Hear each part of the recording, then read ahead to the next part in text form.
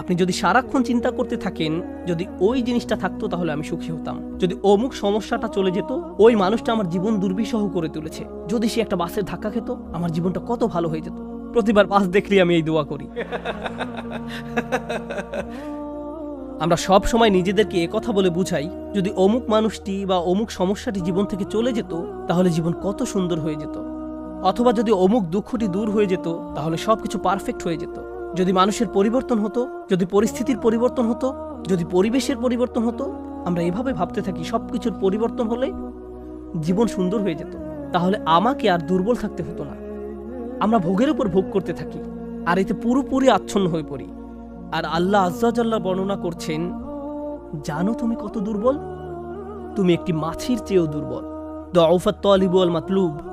যখন তিনি এভাবে বলছেন, আমি আপনি মজ্জাগতভাবে অবিশ্বাস্যভাবে কতটা দুর্বল, একটু চিন্তা করে দেখুন। আপনাদের প্রত্যেকের মাথায় বিভিন্ন জিনিসের চিন্তা আছে প্রতিদিন।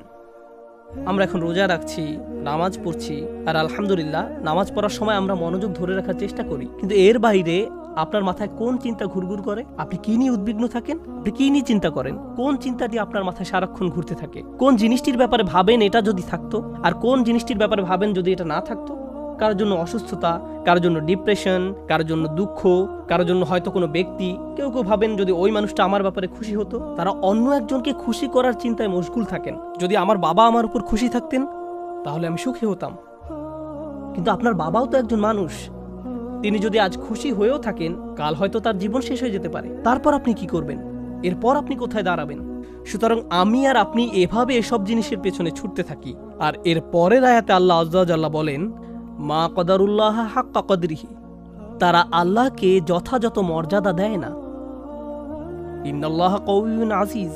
নিশ্চয়ই আল্লাহ শক্তিধর, মহাপরাক্রমশালী।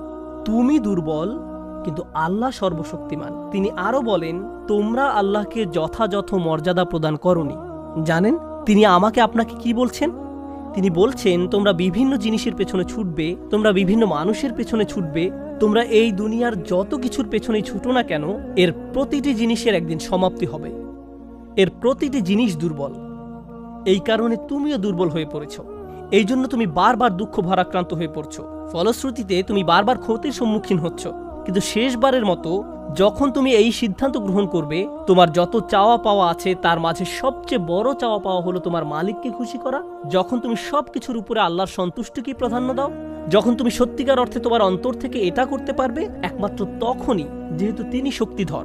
জানেন আল্লাহ এইমাত্র আমাদের শেখালেন, যখন তুমি দুর্বল কাউকে পেতে চাও তখন তুমিও দুর্বল হয়ে পড়ো। কিন্তু তুমি যদি আল্লাহকে চাও, যিনি শক্তিধর এবং মহাপরাক্রমশালী, তাহলে এটা তোমাকে কেমন করে তুলবে? এটা তোমাকেও শক্তিশালী করে তুলবে। আর যখন তুমি শক্তিশালী হয়ে উঠবে, জীবনে বিভিন্ন জিনিস আসবে যাবে, কিন্তু তোমার শক্তিমত্তার কোনো কমতি হবে না। যে জিনিসের পেছনে তুমি ছুটছো তা ভেঙে পড়ার কারণে তখন তুমি আর ভেঙে পড়বে না, কারণ তুমি দুনিয়ার এসব তুচ্ছ জিনিসের চেয়েও অনেক অনেক উচ্চ একজনের সন্তুষ্টির অন্বেষণ করছো। আমি বলছি না যে আপনি এই দুনিয়ার কোনো কিছু চাইতে পারবেন না, কিন্তু আয়াতটি আমাদেরকে একটি ব্যাপারে শিক্ষা দিচ্ছে। আমরা যখন এসব পার্থিব বিষয় কামনা করব, আমরা বুঝবো যে এগুলো দুর্বল। পার্থিব এসব বিষয় জীবনে আসবে যাবে, কিন্তু আমরা কখনো আল্লাহকে হারাতে পারবো না। লক্ষ্য করুন, মানব জাতির ব্যর্থতা হলো যখন তারা পার্থিব কোনো জিনিস পেতে ব্যর্থ হয়, তারা আল্লাহকে ভুলে যায়। তাদের চাওয়া পাওয়ার জিনিসটি না পেলে তারা নামাজ পড়া ছেড়ে দেয়। তারা যা চায় তা যদি না পায়, তারা এভাবে বলে, এভাবে দোয়া করার অর্থ কি? তারা যখন তাদের আকাঙ্ক্ষার বস্তুটি পায় না, তখন দুঃখ হতাশা একেবারে ভেঙে পড়ে এবং বলে, আমি তো আল্লাহর সাথে কথা বলার শক্তিও পাচ্ছি না। এমনটি ঘটার কারণ হলো, সমস্যায় পড়ার পূর্বে আল্লাহর সাথে তাদের বন্ধন শক্তিশালী হয়ে ওঠেনি। যদি সে বন্ধনটি আগে থেকেই বর্তমান থাকতো, যেমন মূল যদি শক্তভাবে গাঁথা থাকে, তাহলে ঝড় এলে এদিক ওদিক দুলতে থাকে, সম্পূর্ণ ভেঙে পড়ে না, মূলের উপর দাঁড়িয়ে থাকতো। আর ঝড় চলে গেলে আবার ফল দেয়া শুরু করতো। এরকম একটা উপমার কথা কোরআনে অন্যত্র এসেছে, আসলুহা সাবিত ওয়া ফারউহা ফিস সামা। লা ইলাহা ইল্লাল্লাহ হলো এমন একটা বৃক্ষের মতো যার শেকড় মাটিতে এবং শাখা আকাশে উত্থিত। এটাই ঈমানের শক্তি। এই আধ্যাত্মিক শক্তির ধারণাটি আরো পরিষ্কার করার জন্য আমি আপনাদের নিকট একটা উদাহরণ পেশ করব। শক্তিকে আমরা বিভিন্ন জিনিসের সাথে সংযুক্ত করি। আমি বহু বছর আগে একটা ঘটনা নিয়ে কথা বলছিলাম, কিন্তু এখন এটি আমাকে অনুপ্রাণিত করে। যুক্তরাষ্ট্রের নিউ অরলিন্স অঙ্গরাজ্যের একটা পরিবারের একটা ঘটনা। পরিবারটা ছিল অনেক ধনী, তাদের গাড়ি ডিলারশিপের ব্যবসা ছিল। তাদের দোকান ছিল একেবারে সমুদ্র সৈকতের পাশে। তারা দামি দামি গাড়ি আমদানি করত এবং বিক্রি করত। এরপর হ্যারিকেন ক্যাটরিনা আঘাত হানল। ক্যাটরিনা এসেছিল বিশাল জলোচ্ছ্বাস নিয়ে এবং এর ফলে তাদের কেনার সকল গাড়ি ভেসে গেল। একমাত্র লেক্সাস এলএস মডেলের একটা গাড়ি বর্তমান ছিল এবং পরিবারটা এই গাড়িতে করেই হ্যারিকেন আক্রান্ত এলাকা থেকে পালিয়েছিল। দুর্যোগ শেষ হওয়ার কয়েক মাস পরে স্টেটের সবকিছু খুলে দেওয়ার পর আমি আবার তাদের সাথে দেখা করতে গিয়েছিলাম।